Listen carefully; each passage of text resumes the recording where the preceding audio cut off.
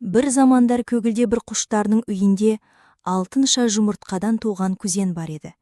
Ол жақсы қошқын, бірақ басқа құштар оны қорқытуға тырысады. Күзеннің іні жылы, бірақ қиынға толы болып түйелерден айырылды. Анасы: «Бала, сеннен пікір алып жазық болармын», деп сүйген күзені жылып тұрды. Бірақ көгілі қорқып жұртынан алай түсіп кетті. «Оған бәрін зор, ал күзенге әл болатын емес», деділер барлық мәнжір. Күзен өзін жалғыз сезіп, орманда қол жетімді шерден түсіп, шағын тамға жаңғырды. Күзен бір құш, хер күр, идеалды пырпыл зандикларесі.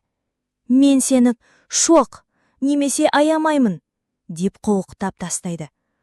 Күзен: «Шидамдар, қалқыптыр». Кейінгі күні суда суық туған қар құш плейн олайша сабырлы болды. «Қар құш, соңа мен сенге дауам етуге тылашайын», деп жанына құрайды. Қар құш болалап күзендегі güzelдік пен нөренірік пен тамырлық класын байқапты. Күзен қара-қарастан асып сабырлықпен өзіне сипат тапты. Жер жолған күнде қар құш құвықты. «Сән бізден ақылсыз башқалар арасында ерекше», деп жылжылықында қатына саланы. Күзен: «Мен өзім менен бақытымды менен қалып, аудару пен айдаймыз», деп айыптапты.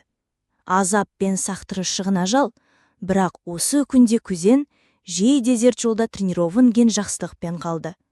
Шол күнден бастап күзен қар қыш ортасында өз ерін тапты. Бұл қысса емес, шық, крамен өренірік пен сабырлық дәстүрі. Тағы да әндер мен ертегілерді қалайсың ба? Біздің тегін Лолла қолданбасын жүктеп ал.